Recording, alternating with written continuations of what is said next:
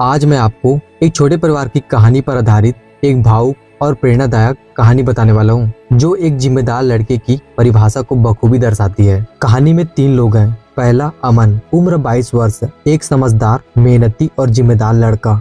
दूसरा है रोहन, उम्र 19 वर्ष, अमन का छोटा भाई जो थोड़ा लापरवाह है। तीसरा है माँ, उम्र 45 वर्ष, जो अक्सर बीमार रहती है। समय सुबह का वक्त। सीन की शुरुआत होती है। सुबह के 6 बज रहे हैं। अलार्म बजता है।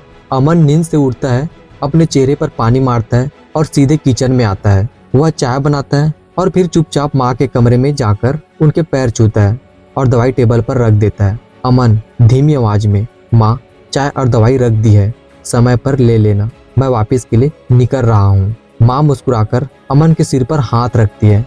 अमन किचन में वापस जाता है, जहाँ रोहन अभी अभी सोकर उठा है और चिड़चिड़ा रहा है। रोहन चिड़चिड़ाते हुए, भाई मेरी ब्लैक शर्ट कहाँ है? माँ को बोला था प्रेस करने को, उन्होंने की नहीं, हमेशा मेरा काम भूल जाती है। अमन शांत रहकर अलमारी से शर्ट निकालकर रोहन को देते हुए, माँ की तबीयत ठीक नहीं थी कल रात और शर्ट मैंने रात को ही प्रेस करके रख दी थी, यह ले। रोहन शर्ट लेते हुए थोड़ा ताना मारते हुए बोलता है, ओह थैंक्स भाई, पर आप इतना सब कुछ कैसे कर लेते हो? सुबह उठकर खाना बनाना, माँ का ध्यान रखना, फिर अपनी जॉब पर जाना, आपकी अपनी कोई लाइफ नहीं है क्या? दोस्तों के साथ घूमना फिरना नहीं करना आपको? शाम का समय। अमन ऑफिस से थका हुआ लौटता है, हाथ में सब्जियों का थैला है। रोहन सोफे में बैठकर फोन चला रहा है। अमन थैला टेबल पर रखते हुए रोहन से कहता है, रोहन कॉलेज की फीस भर दी तुमने? मैंने पैसे दिए थे 2 दिन पहले। रोहन लापरवाही से, अरे भाई वो दोस्तों के साथ वीकेंड ट्रिप का प्लान बन गया था तो थोड़े पैसे वहाँ एडवांस दे दिए, फीस मैं अगले महीने भर दूंगा, क्या आप बता रही है? अमन का चेहरा गंभीर हो जाता है। वह रोहन के पास बैठता है और उसके कंधे पर हाथ रखता है। उसकी आवाज़ में गुस्सा नहीं बल्कि एक ठहराव है।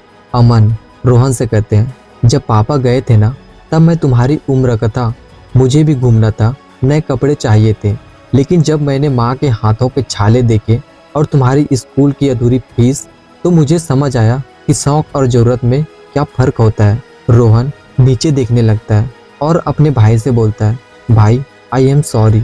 अमन रोहन से कहता है, सारी मुझसे मत कहो, खुद से कहो, जिम्मेदार होना कोई बोझ नहीं है। रोहन यह इस बात का सबूत है कि तुम्हारे परिवार को तुम पर भरोसा है। जिस दिन तुम अपनी खुशियों से पहले अपनों की फिक्र करने लगोगे उस दिन तुम सच में बड़े हो जाओगे। लड़का होना आसान है लेकिन एक जिम्मेदार लड़का होना एक विकल्प है। अगली सुबह अमन की आंख खुलती है। वह किचन की तरफ बढ़ता है लेकिन वहाँ का नज़ारा देखकर रुक जाता है। रोहन किचन में खड़ा है, वह चाय बना रहा है और साथ ही माँ के लिए नाश्ता तैयार कर रहा है।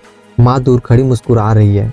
रोहन अमन को देखकर मुस्कुराता है और बोलता है, भाई आज की चाय मेरी तरफ से, और हाँ मैंने ट्रिप का प्लान कैंसिल कर दिया है, आज कॉलेज जाकर सबसे पहले फीस जमा करूँगा।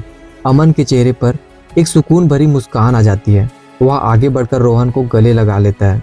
दोस्तों, इस पूरे कहानी से हमें यही सीख मिलती है कि जिम्मेदारी कंधों पर तब तक बोझ लगती है जब तक उसे निभाया न जाए, और जिस दिन इसे दिल से अपना लो उस दिन एक लड़का अपने घर का स्तंभ बन जाता है। तो दोस्तों, आज के बाद जिम्मेदारी से भागना नहीं है, उसे निभाना है।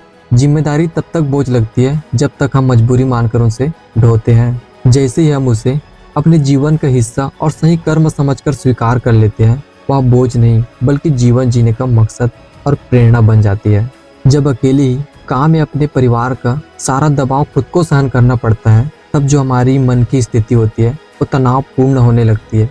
हमें टेंशन, स्ट्रेस, मानसिक बीमारी होने लगती है, क्योंकि आप जिम्मेदार से भगते हो। अभी आपके पास टाइम है, आपको जो भी करना है आप खुले कर सकते हो, क्योंकि आपके पास अभी उतना जिम्मेदार नहीं आया। जिस दिन आपका खुद का काम और जब परिवार का काम आपके सामने होगा ना, उस दिन आपको कुछ करने के लिए वक्त नहीं मिलेगा। अभी आपके पास वक्त है, तो उस समय की वैल्यू को समझो और अपने काम को बखूबी और जिम्मेदारी से निभाओ, क्योंकि जिस दिन आपको ये बात समझ में आएगी ना, आप बहुत आगे निकल चुके होंगे और आपके पास समय नहीं रहेगा। आज आपके पास समय है तो आप इनके महत्व को समझो, जिम्मेदारी बनो, जिम्मेदारी को गले लगाओ और स्वीकार करो। आई होप दोस्तों कि आप मेरे बात को समझे होंगे और आप मेरे वीडियो को एंड तक सुने, मेरे बातों को समझे तो आपको दिल से बहुत बहुत धन्यवाद। और ऐसे ही दिल के अनंत गहराई से बोले गई बातों को सुनने के लिए, समझने के लिए आप मेरे YouTube चैनल को सब्सक्राइब जरूर कर लेना। मैं आपके लिए